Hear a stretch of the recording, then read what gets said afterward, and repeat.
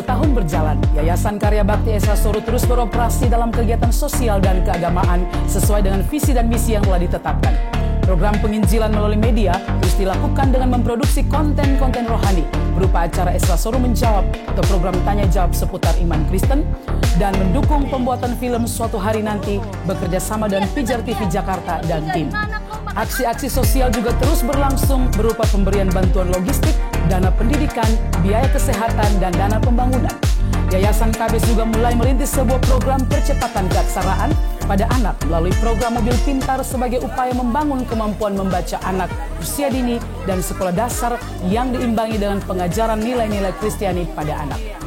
Kami berkomitmen untuk terus memberikan layanan terbaik dan bertanggung jawab sebagai bentuk syukur kami kepada Tuhan dan pertanggungjawaban kami atas kepercayaan dari semua simpatisan dan donatur setia yang mendukung pelayanan ini melalui doa dan dana.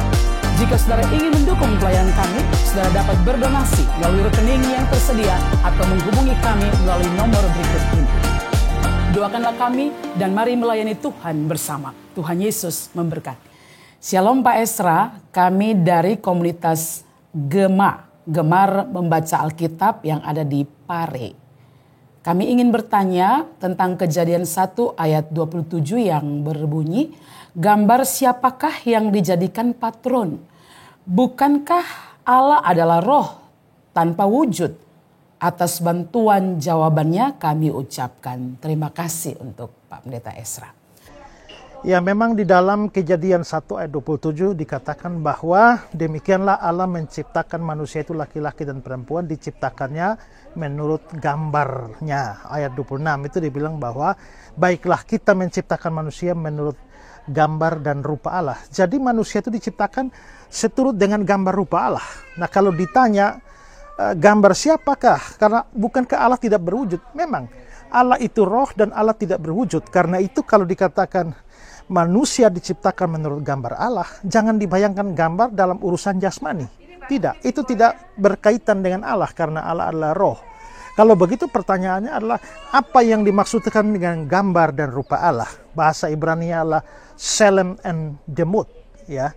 Gambar dan rupa Allah ini maksudnya adalah bahwa itu merujuk kepada sifat-sifat Allah yang Dia berikan pada manusia waktu Dia menciptakan manusia. Nah,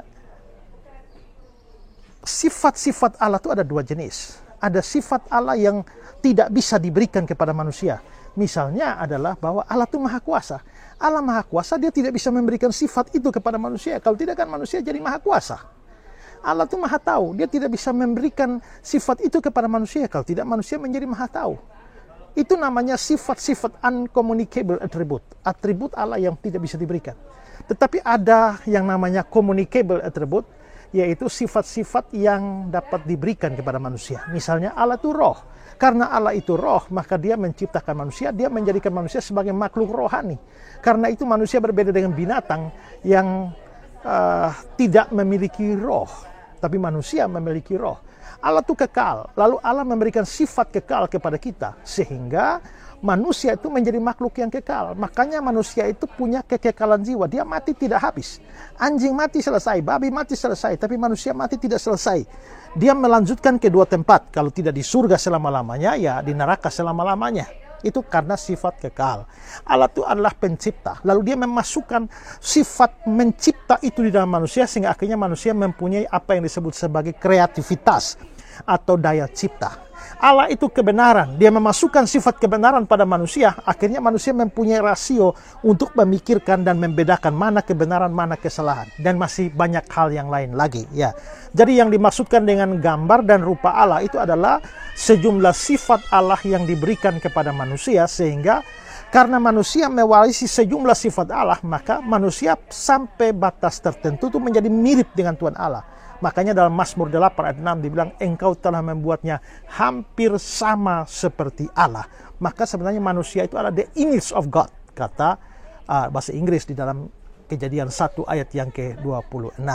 Karena kita ini adalah the image of God, maka hidup kita ini harusnya mirip Tuhan Allah, tapi dosa telah membuat hidup kita ini mirip binatang atau mirip setan.